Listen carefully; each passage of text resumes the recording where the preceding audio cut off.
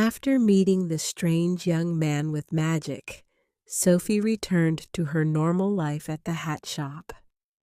But something inside her had changed. She began to think about him, wondering who he was and why he had helped her. She didn't know his name, but she couldn't forget his face. One evening, the door to the shop opened and a tall woman walked in. She wore dark clothes and had cold, proud eyes. Sophie felt a chill in the air. "I'm not here to buy a hat," the woman said slowly. Sophie looked at her nervously. "Then why did you come?"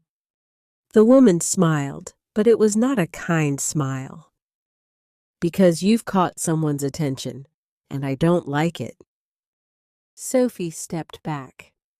"What do you mean?" Without answering, the woman raised her hand. A strange light flashed, and Sophie felt her body grow cold. Her arms and legs became heavy. She looked down and gasped. Her hands were wrinkled, and her skin was old. She ran to a mirror. What she saw made her heart stop. Her hair was gray. Her face had deep lines. She was no longer a young girl. She was an old woman. The woman, now clearly a witch, laughed. "Enjoy your new life," she said, and then disappeared into the night. Sophie stood in silence. She touched her face and arms. It was real. She was cursed. She didn't want her family to see her like this, and she didn't know how to explain it. So, without telling anyone, Sophie packed a small bag and left the house.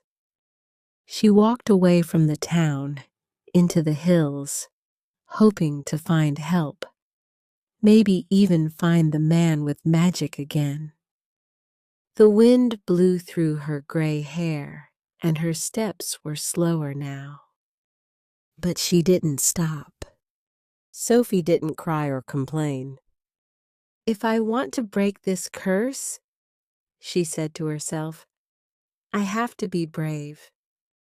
And so, the young girl in an old woman's body began her journey